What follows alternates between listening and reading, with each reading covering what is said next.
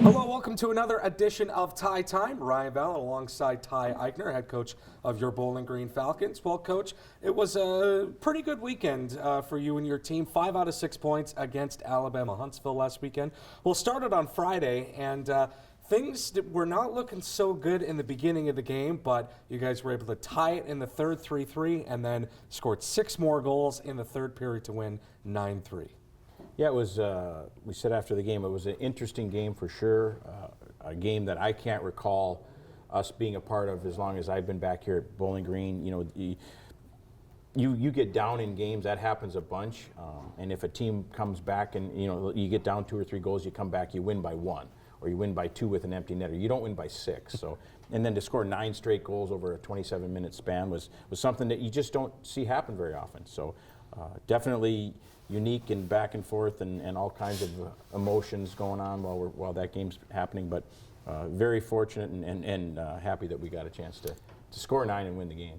Brandon Cruz had 2 goals in that game, and since you were able to switch up the lines in the Notre Dame series, Brandon Cruz pretty much has a goal in every game so far once you switch up the line, so you must be happy to see what you got from Cruz out there. Yeah, we know that Brandon's certainly capable of scoring, and it was probably just more happenstance that he didn't have one. You know, you've been at every one of our games. Brandon's had opportunities to score goals, and I think it was just a matter of time. It just so happens that the lineup change, you know, sparked something, and when we juggled things around a little bit, Brandon took advantage of that opportunity and has taken advantage of some opportunities on the ice and found the back of the net, which is great because we all know that he's certainly capable.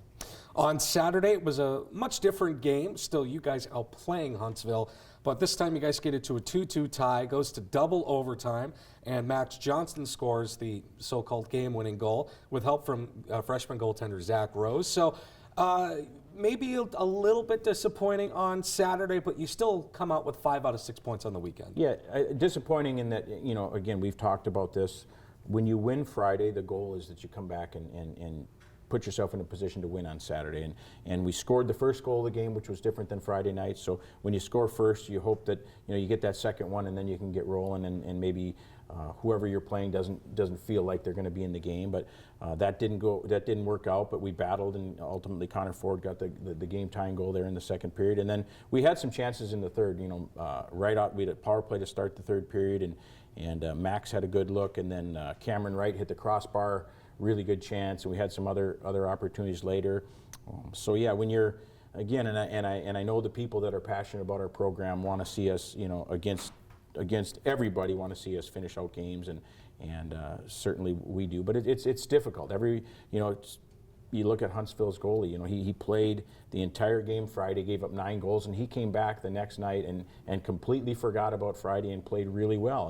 And that's a credit to him and a credit to Alabama Huntsville. They played a lot harder on Saturday, and I think our challenge is just to make sure we understand that just because something happens on Friday, there's a result on Friday, there's no guarantee that result's going to be the same on Saturday. You've got to make sure you're doing everything in your power to put yourself in a position to have that same result on Saturday.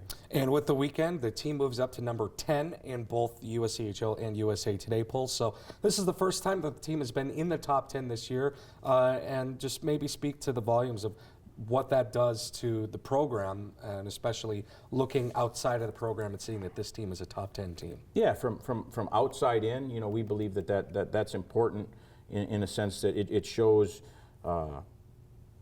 potential recruits and it shows the greater hockey world and alums that Bowling Green hockey is here to stay, and it's where we want to be, and it's being mentioned as one of the top programs in the country, which is the expectation around here. So from an external perspective, that's a positive. Internally, we realize that the polls on December 7th aren't necessarily the be-all, end-all, and aren't necessarily a predictor of what's going to happen come March and April. So we know that there's a lot of work to be done, and we understand that you know, it's great to be in the conversation, which is where we want to be. We want to be considered as one of the top programs in the country, and we want to be in the conversation for regular season championships and playoff championships and the NCAA tournament. So it just tells us we're where we want to be. Now we've got to continue to work hard to stay there. On to this weekend, Lake Superior State.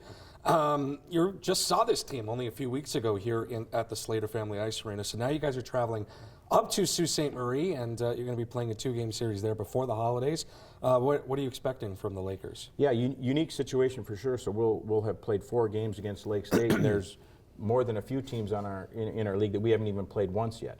So kind of a quick turnaround from Lake State. So hopefully that'll be a good thing for us, and that we were the results are fresh in our memory. That's a series that we played pretty well on Friday and had a good result, and then Saturday Lake State flipped the script on us and came back and played well, and we ended up not winning that game. So hopefully our guys are excited, and we'll have finals behind them, and we'll be able to get on the bus on Thursday and go up to the Sioux, which is a difficult place to play, and want to end the first half on a positive note for sure.